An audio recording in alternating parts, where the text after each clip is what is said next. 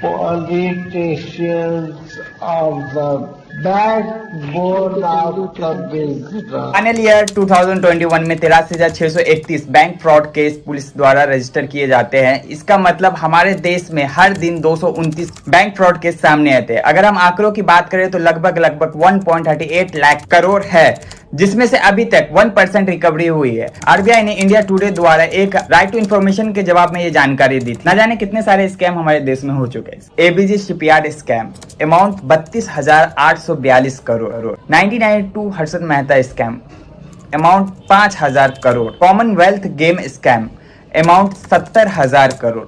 सत्यम scam, amount 7,800 crore. Bright loan scam, amount 8,000 crore.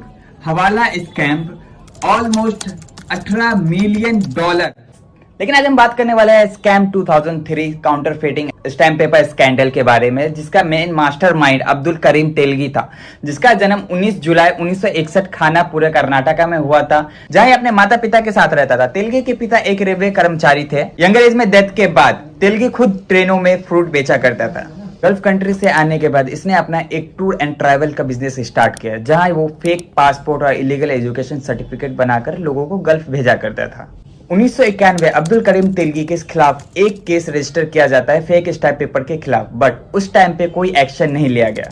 1993 Abdul Karim Telgi arrest हो जाता है फर्जी पासपोर्ट और इलीगल एजुकेशन सर्टिफिकेट बनाने के केस में, जहां फर्जी पासपोर्ट और इलीगल एजुकेशन सर्टिफिकेट बना के लोगों को गल्फ भेजा करता था। जेल में उसकी मुलाकात होती है रतन सोनी, जो अब्दुल करीम तेलगी को आधारशिप स्टैंप और फेक स्टैंप पेपर के बारे में बताता है। अब ये दोनों में डिफरेंस क्या है? आधारशिप स्टैंप पेपर वैसे तो बहुत से गवर्नमेंट डॉक्यूमेंट पे लगता है जब आप प्रॉपर्टी खरीदने या फिर बेचने जाते हैं, लेकिन सबसे ज्यादा यूज इसका स्टॉक मार्केट में होता है, जहां जब एक स्टॉक होल्डर अपने शेयर्स किसी दूसरे के नाम करता है तो यूज होता है, जहां आप उस पे स्टैंप करके सिग्नेचर के अपना स्टॉक किसी और के नाम पे ट्रांसफर करते हैं। अगर हम स्टैंप पेपर की बात करें तो हम इसे रेवेन्यू पेपर भी कहते हैं। First time stamp paper British colonial period में इंट्रोड्यूस किया गया था 1797 में, जहां इसे लीगल और फाइनेंशियल ट्रांजैक्शन के लिए यूज किया जाता था पर्टिकुलर जगह पे।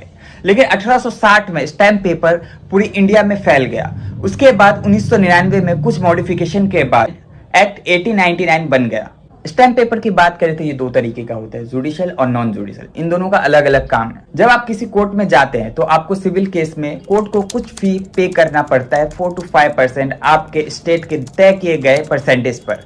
वहां नहीं तो कैश और ना ही चेक में आप पेमेंट कर सकते हैं, सिर्फ जुडिशियल स्टैम्प पेपर में आपको पेमेंट करना पड़ता है। वैसे तो इसके और भी कई काम हैं, जैसे filing court document, obtaining certified copies, legal agreement. और नॉन जुडिशियल स्टैम्प पेपर आप एग्रीमेंट ट्रांजैक्शन कर सकते हैं जिसमें अदालत या कानून कार्रवाई शामिल नहीं होती है, जैसे property transaction, rental agreement, loan agreement, partnership deal, affidavit agreement etcetera.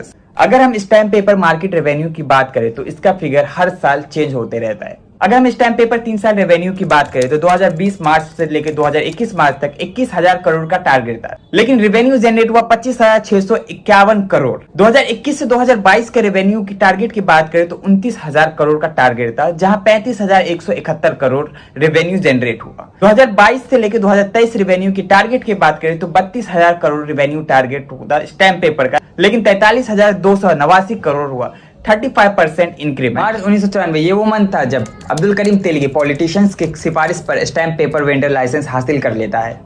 अब ये अब्दुल करीम तेलगी के लिए इतना इंपॉर्टेंट क्यों था? स्टैम्प पेपर वेंडर लाइसेंस एक वेंडर का लीगल ऑथराइजेशन और परमिट होता है, जो उसे अथॉरिटी देता है कि आप किसी भी इंडिविजुअल और बिजनेसमैन को आप अपना non judicial stamp paper sale कर सकते हैं, जहां आपको एक वेंडर लाइसेंस के साथ साथ आपके नाम का एक स्टैम्प मिलता है जो ये प्रूव करता है कि आपने किस वेंडर से आपने नॉन जुडिशियल पेपर परचेज किया है। लेकिन सेक्शन 44A भी ये कहता है कि एक वेंडर साल में 60 लाख का स्टैम्प पेपर ही परचेज कर सकता है। अप्रोक्सीमेटली उसे 2 लाख तक का कमीशन पे करना पड़ता है। 1995 अब्दुल करीम तेलगी और राम रतन सोनी दोनों अलग हो जाते हैं। उसी साल अब्दुल करीम तेलगी के खिलाफ 7 केस रजिस्टर किए गए। इस दौरान इसके वेंडर लाइसेंस को भी कोर्ट ने रद्द कर दिया।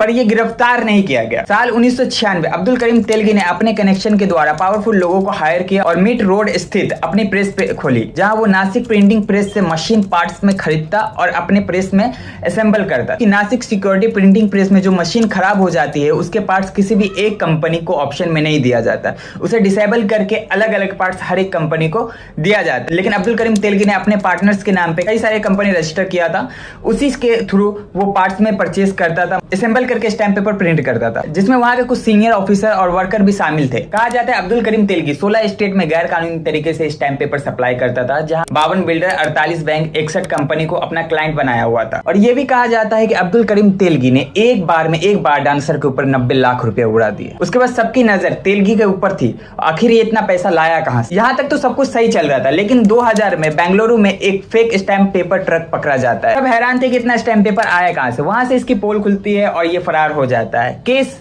स्पेशल इन्वेस्टिगेशन टीम को सौंप दिया जाता है और 2001 में अजमेर शरीफ दरगाह में कर्नाटका पुलिस द्वारा अब्दुल करीम तेलगी को अरेस्ट कर लिया जाता है। लेकिन जेल में भी ये कॉल फोन से अपने क्लाइंट से बात किया करता है। 2003 9 जनवरी को पुलिस द्वारा तेलगी को हिरासत में ले लिया जाता है। अरेस्ट होने के बाद अब्दुल करीम तेलगी का डिटेक्टर टेस्ट कराया गया, जहाँ इसने कई राज खोले, जिसमें मिनिस्टर, पुलिस शामिल थे और इसके कितने बेनामी अकाउंट थे इसको खुद नहीं पता। ये अपने पैसे बोरी में रखा करता था। 2017 में मल्टीपल ऑर्गन फेल होने के बाद इसकी मौत हो जाती है, लेकिन इसके वकील का कहना था कि उसकी मौत नेचुरल नहीं है। आखिर ऐसा क्यों? मिलते हैं नेक्स्ट वीडियो में टॉपिक के साथ, तब तक के लिए बाय गाइस।